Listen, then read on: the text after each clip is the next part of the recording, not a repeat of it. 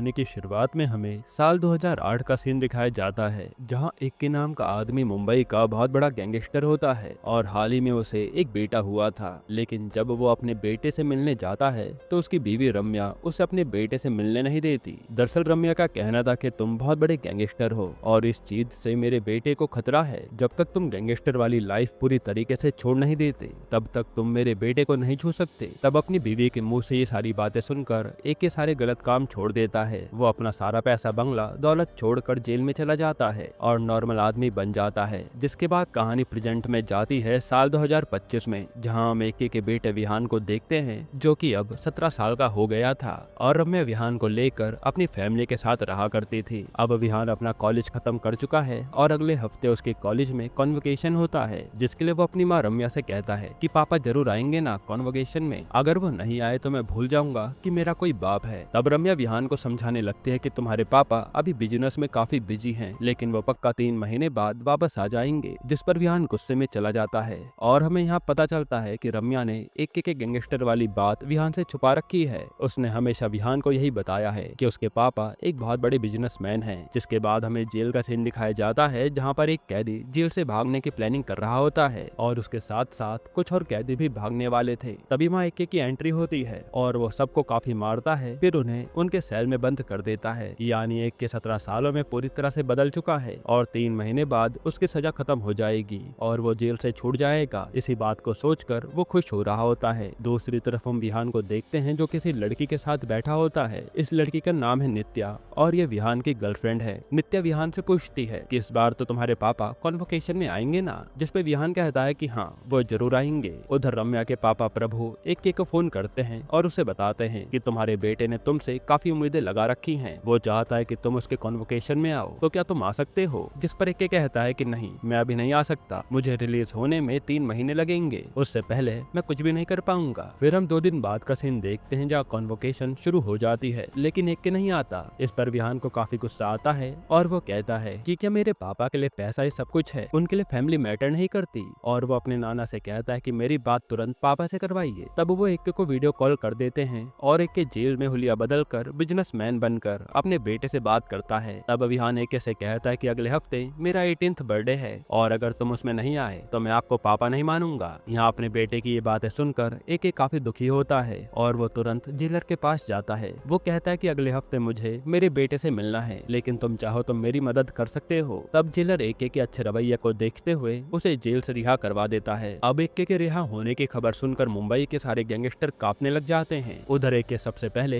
अपनी बीवी रम्या से जाकर मिलता है और 17 साल बाद एक वापस आया था, वो भी सारे गलत काम छोड़कर, जिससे रम्या काफी खुश होती है। इसके बाद ये लोग एयरपोर्ट निकल जाते हैं। दूसरी तरफ मुंबई के एक गैंगस्टर को पता चल जाता है कि एक के बाहर आ गया है और वो उसकी कार को चारों तरफ से घेर लेते हैं। फिर वो एक से कहते हैं कि अब तो तू बाहर आ गया है तो पुरानी चीजों का हिसाब बराबर करने का समय आ चुका है। लेकिन एक के वहाँ से अपनी कार तुरंत भगा लेता है और वो गैंगस्टर कुछ नहीं कर पाते। फिर एयरपोर्ट पहुँचने पर रम्या कार से उतर जाती है और कहती है कि तुम पर अभी भी गैंगस्टर अटैक कर रहे हैं। 17 साल जेल में सजा काटने के बाद भी तुम गैंगस्टर वाली लाइफ छोड़ नहीं पाए हो, तो एक काम करो, जब तक तुम गैंगस्टर वाली लाइफ को पूरी तरीके से छोड़ नहीं देते तब तक मेरे बेटे से मिलने की कोई जरूरत नहीं है। ये कहकर रम्या अंदर चली जाती है। अब एक की कार में बैठकर कुछ न कुछ सोच रहा होता है और फिर वो अपनी कार एक गोदाम में ले जाता है जहाँ पर काफी सारी गन्स और वेपन्स रखे हुए थे। ये देखकर वहाँ एक आदमी टाइसन कहता है कि लगता है पुराना रेड ड्रैगन वापस आ रहा है। तब एक कहता है कि मुंबई के सारे गैंगस्टर को एक जगह पर बुलाओ। अगले सीन में मुंबई के सारे गैंगस्टर एक जगह इकट्ठे हो जाते हैं। तब एक उनके सामने आकर कहता है कि मैं सारे गैंगस्टर वाले काम छोड़ चुका हूँ और अब मैं तुमसे भी यही चाहता हूँ कि मुझे आगे कोई परेशान ना करे, वरना उसके लिए अच्छा नहीं होगा। यहाँ एक ने इतना बोला ही था कि तभी उसे रम्या का कॉल आता है। वो कहते हैं कि हमारे बेटे विहान को किसी ने किडनैप कर लिया है और ये तुम्हारे ही किसी दुश्मन का काम होगा। ये कहकर वो फोन काट देती है। अब ये सुनने के बाद एक को काफी गुस्सा आता है। वो सभी गैंगस्टर से पूछने लगता है कि मेरे बेटे को किडनैप किसने किया है। तब किसी के पास कोई जवाब नहीं होता और एक उन सभी को मारने लगता है। फिर एक को रम्या के भाई का फोन आता है और वो बताता है कि विहान मिल चुका है, दरअसल उसे पुलिस ने अरेस्ट कर लिया है, तुम जल्दी से स्पेन आ जाओ। अब एक तुरंत स्पेन पहुंच जाता है और पहली बार अपने बेटे विहान को देखता है। पुलिस ने विहान को इसलिए अरेस्ट किया था क्योंकि उसकी गाड़ी में से ड्रग्स मिले थे। वहीं रम्या भी रोते हुए कहती है कि अब मेरा बेटा जेल चला गया,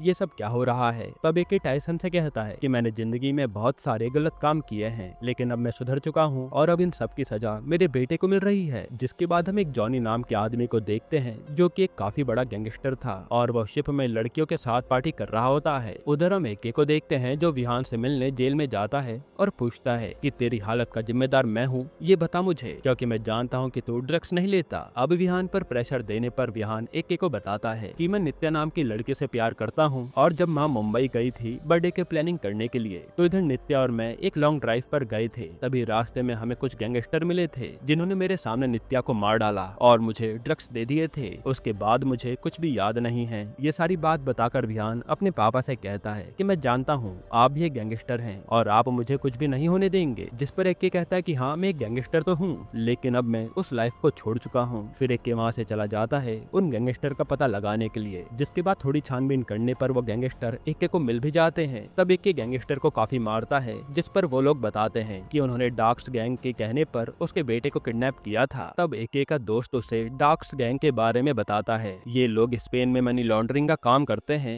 और स्पेन की गवर्नमेंट भी उनके मेंबर्स को पकड़ने के लिए काफी परेशान है। इस गैंग का लीडर पाब्लो है और ये गैंग यूरोप के गैंगस्टर का इलीगल पैसा एक सीक्रेट प्लेस पर रखते हैं जो कि बैंक जितना ही सुरक्षित है। और पाब्लो का राइट हैंड जॉनी है जिसने विहान को किडनैप किया था। फिर अगले सीन में एक के उसी क्लब में पहुंच जाता है जो कि उनका इलीगल बैंक था। उस टाइम पर क्लब में जॉनी का असिस्टेंट होता है तो एक के उससे बात करने लगता है कि तुमने मेरे बेटे को क्यों फंसाया है, तुम्हें कितने पैसे चाहिए, मैं तुम्हें ला कर दूंगा, बस तुम मेरे बेटे को जेल से निकलवा दो। तब असिस्टेंट कहता है कि जैसे तू आया था मुझे लगा कि तू मुझे मारेगा लेकिन तू तो मेरे सामने गिड़गिड़ा रहा है। फिर असिस्टेंट जॉनी को कॉल करके सारी बात बताता है और जॉनी एके की फोटो मंगवाता है। अब जैसे असिस्टेंट जॉनी को एके की फोटो भेजता है तो जॉनी उस फोटो को स्पेन गैंगस्टर के ग्रुप में भेज देता है। फिर जैसे वो गैंगस्टर ग्रुप में एके की फोटो देखते हैं तो एक एक करके कई लोग उस ग्रुप को लेफ्ट कर देते हैं। ये देखकर जॉनी भी हैरान हो जाता है कि जरूर एके कोई मामूली आदमी नहीं है। तब जॉनी अपने असिस्टेंट को कॉल करके कहता है कि तू पहले इस आदमी की तहकीकात कर कि आखिर ये है कौन। जिस पर असिस्टेंट कहता है कि अरे ये तो एक नॉर्मल आदमी है जो अपने बच्चे को बचाने आया है। हालांकि जॉनी कहता है कि तू अभी उसे यहाँ से भेज दे, मैं आऊंगा तब देखते हैं। पर जॉनी का असिस्टेंट तो अभी भी लालच में था। वो सोचता है कि इससे पहले थोड़े पैसे ले लूं फिर इसे भेज दूंगा। फिर वो एके से कहता है कि जॉनी ने कहा है कि तुम उसके बैंक में पैसे डाल दो और वो तुम्हारे बेटे को आजाद करवा देगा।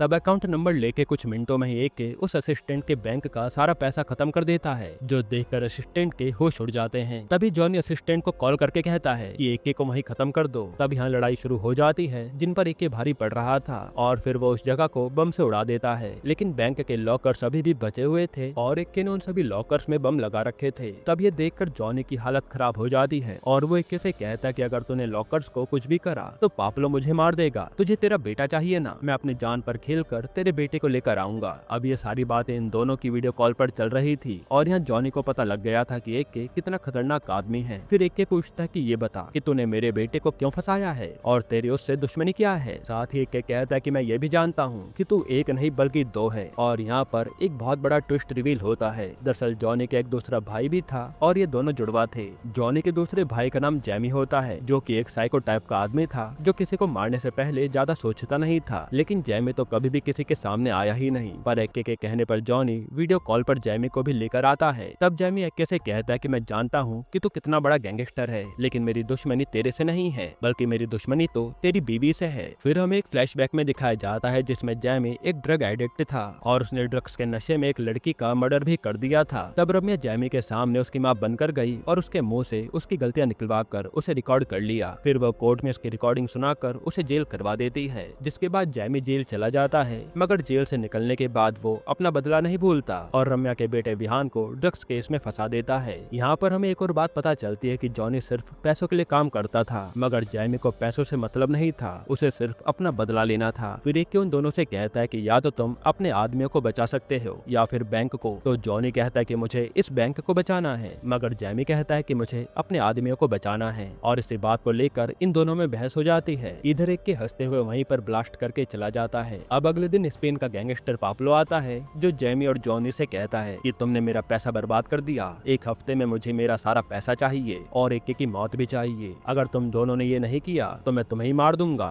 जो सुनकर ये दोनों भाई एके के परिवार को खत्म करने की प्लानिंग करते हैं। उधर रम्या अपने बेटे से कह रही होती है कि मैं तुझे जल्द से जल्द निकलवा लूंगी। वहीं जाते समय रम्या के पापा विहान को बता देते हैं कि रम्या तुझे जेल से नहीं निकलवा सकती, तुझे सिर्फ तेरे पापा ही जेल से निकलवा सकते हैं। हैं। फिर अगले सीन में जॉनी स्पेन से एक गैंगस्टर को बुलाता है और उसे इक्के के बारे में पूछता है। फिर हमें दोबारा से छोटा सा फ्लैशबैक दिखाया जाता है जिसमें इक्के ने काफी बड़े बड़े गैंगस्टर के साथ काम किया था और अपनी बीवी के कहने पर वो जेल चला गया था। फिर 17 साल बाद वो गैंगस्टर वाली लाइफ छोड़कर अपने बेटे से मिलने आया था, लेकिन जॉनी ने उसके बेटे को किडनैप करके सारा गेम बिगाड़ दिया। तब वो गैंगस्टर जॉनी को एक ही सलाह देता है कि तुम इक्के से माफी मांग लो और उसके बेटे को जेल से निकलवा दो। दूसरी तरफ विहान के ड्रग्स केस के साथ साथ उसके ऊपर नित्या का मर्डर केस भी जोड़ दिया जाता है और अब मर्डर का केस लगते ही उसे नॉर्मल जेल से सेंट्रल जेल में शिफ्ट किया जाता है। तब जैमी अपने गैंग को बुलाकर कहता है कि जब विहान को दूसरी जेल में शिफ्ट किया जाएगा तो तुम रास्ते में उसे खत्म कर देना, और फिर वो एक दूसरी गैंग को रम्या को मारने के लिए भी भेज देता है। वहीं जॉनी इक्के को फोन करके कहता है कि कल तेरे बेटे और तेरी बीवी दोनों की मौत हो जाएगी, अब तो सोच ले तू किसे बचाएगा। फिर अगले सीन में हम देखते हैं कि रम्या को मारने वाली गैंग उस तक पहुंच गई थी जो कि सिमरन नाम की लड़की कंट्रोल कर रही थी। तब सिमरन इक्के को कॉल करके कहती है कि मुझे तेरी बीवी को मारने का ऑर्डर मिला था, लेकिन जब मुझे पता लगा कि ये रेड ड्रैगन की बीवी है तो मेरी सारी हिम्मत खत्म हो गई और तू चिंता मत कर, तेरी बीवी मेरे पास सेफ है। दूसरी तरफ विहान को दूसरे जेल में शिफ्ट करते समय रास्ते में जैमी की गैंग के लोग वैन पर फायरिंग कर देते हैं और विहान यहाँ सोच लेता है कि अब उसका मरना तय है। तभी वहाँ पर इक्के आता है और जैमी की गैंग को खत्म करके विहान को सही सलामत दूसरी जेल में पहुंचा देता है। अब ये देखकर जॉनी और जैमी को समझ आ गया था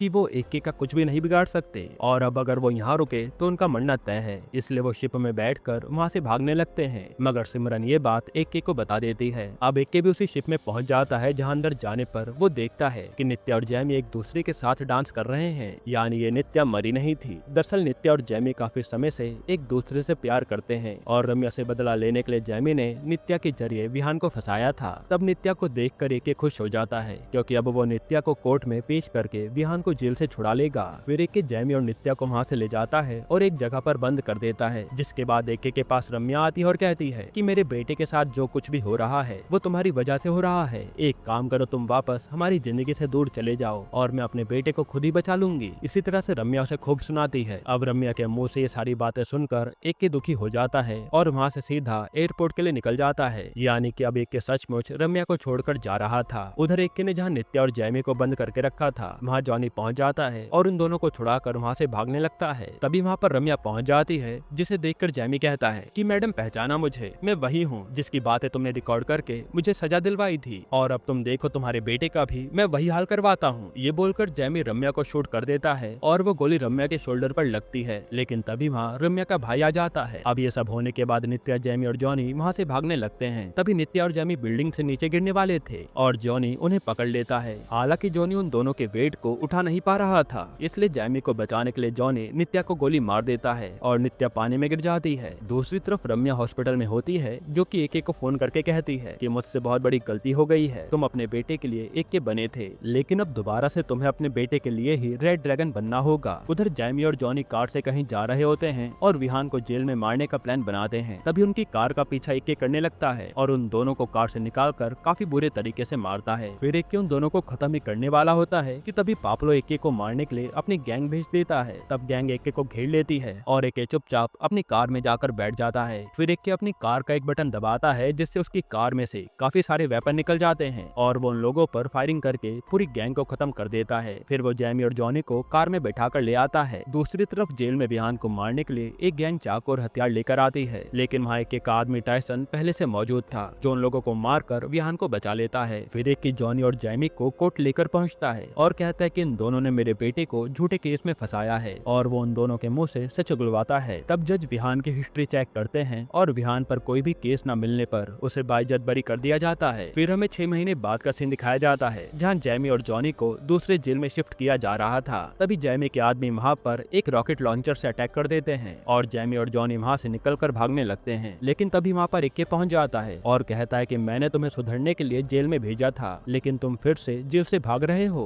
ये कहकर वो उन दोनों को गोली मार कर खत्म कर देता है। यहीं पर ये मूवी खत्म होती है।